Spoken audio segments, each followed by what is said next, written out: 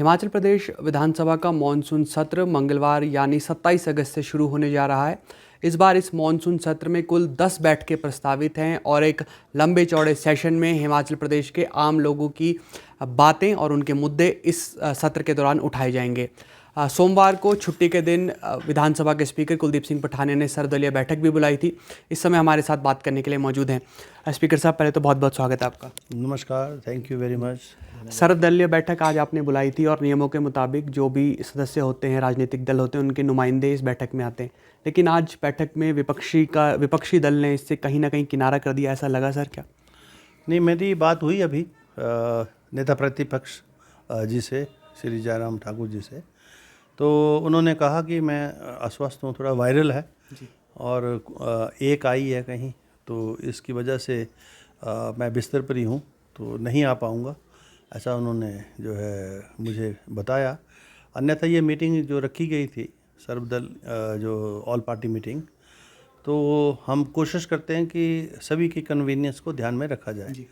तो हमने meeting fix करने से पहले सभी से बात की थी और मेरे सचिवालय ने भी बात की थी, मैंने व्यक्तिगत तौर पर भी बात की थी। तो सभी ने 26 तारीख 12:30 बजे मैं अपनी सहमति प्रकट की थी। तो हमने ये मीटिंग रखी थी, जो हमारी जिम्मेवारी थी विधानसभा की, कि हम सत्र शुरू हो रहा है और उससे पहले अंदर वातावरण जो है सौहार्दपूर्ण रहे और सभी जो पक्ष और विपक्ष के लोग हैं अपनी अपनी बात रख सकें।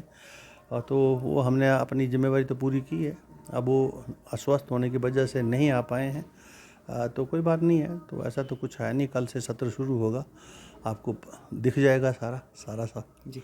स्पीकर साहब, अमूमन देखा जाता है कि सर्वदलीय बैठक में विपक्ष के जो नुमाइंदे आते हैं वो चाहे बोलने के लिए कहे, लेकिन ये ज़रूर कहते हैं कि पूरा साथ देंगे और सदन के संचालन में पूरी जो विपक्ष की ओर से पूरा समन्वय दिया जाएगा, पूरा सहयोग दिया जाएगा। लेकिन पहले से ही आना, क्या ऐसा नहीं लगता कि सत्र में शायद और भी ज़्यादा हंगामा रहा है, क्योंकि पहले से ये तेवर भी नज़र आ रहे हैं कहीं ना कहीं विपक्ष के? नहीं, ऐसा कुछ नहीं। बीमार हो सकता है कोई भी कभी भी, और हमको अन्यथा नहीं लेना चाहिए इन बातों को। और जहाँ तक अंदर की बात है, सदन के अंदर स्वाभाविक रूप से प्रतिपक्ष की अपनी जिम्मेवारी है जिसका उन्होंने निर्वहन करना है।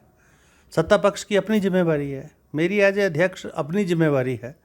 तो इसलिए हमको कोई ये बात मान के नहीं चलनी चाहिए। अब जो विषय हैं, जो प्रतिपक्ष के जो हमारे माननीय सदस्य समझते हैं कोई गंभीर विषय हैं, प्रदेश हित के विषय हैं, तो उन्होंने चर्चाओं के माध्यम से दिए हैं, हमने लगा दिए हैं जी।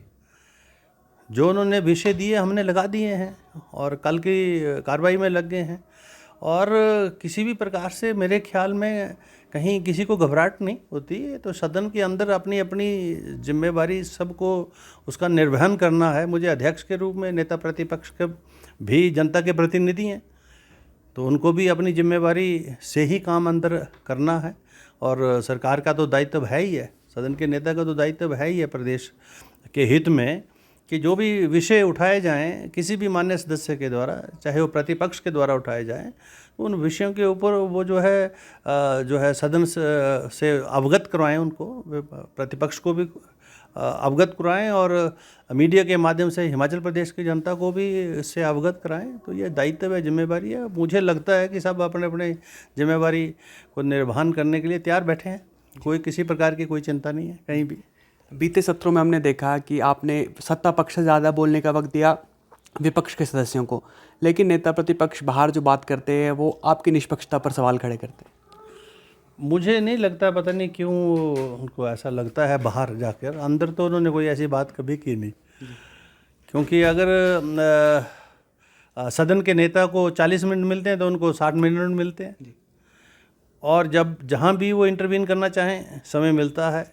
और बहुत बार तो मुख्यमंत्री खुद यील्ड करके जो है उनको मौका देते हैं कि भाई आप अपनी बात रखो। तो मैं नहीं समझता कि कहीं भी जो भी सत्र अभी तक हुए हैं 14वीं विधानसभा के, हमने कहीं उनकी अनदेखी की हो और कहीं उनको ऐसा महसूस जो है होने की कोई ऐसी परिस्थिति पैदा की हो। बाकी निर्णय तो कई बार जो है हमको कठोर भी लेने पड़ते हैं।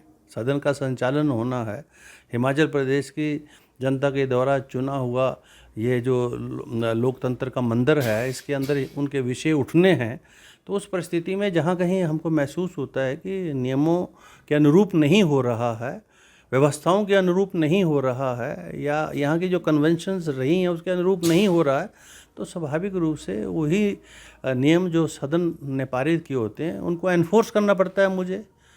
तो वो मेरा प्रेरोगेटिव है, अधिकार क्षेत्र है संवैधानिक, और जो मैंने किया भी है, और ज़रूरत पड़ी तो उसको करेंगे भी।